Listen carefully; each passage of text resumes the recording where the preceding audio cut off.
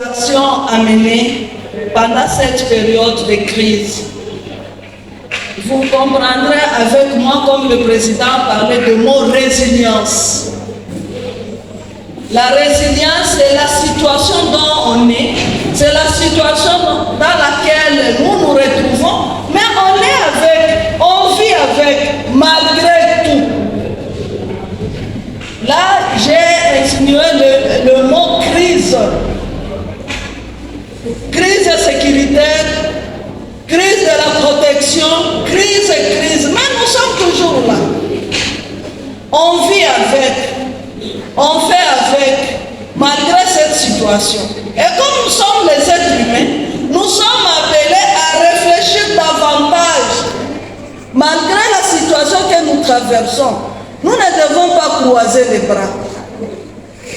Est-ce qu'on peut garder silence? Qu'est-ce qu'on peut faire? Et surtout, nous, la jeunesse. On dit la jeunesse, c'est demain, donc ils sont des responsables de demain.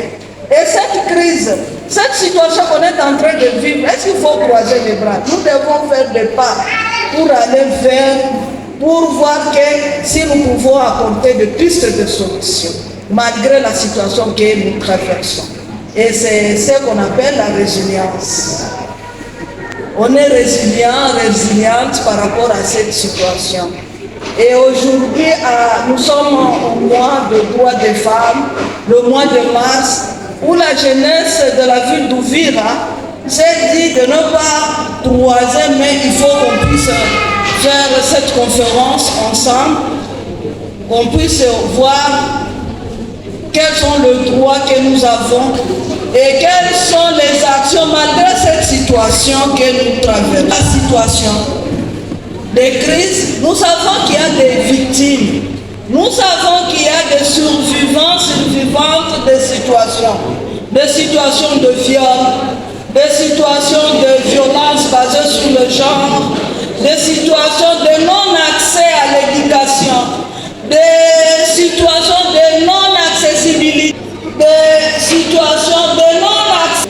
Mais nous devons être résilients. Nous devons faire quelque chose. Nous devons remonter les défis pour qu'on puisse arriver à faire quelque chose. Ce qui nous amène, comme ce qu'on peut faire, c'est le soutien.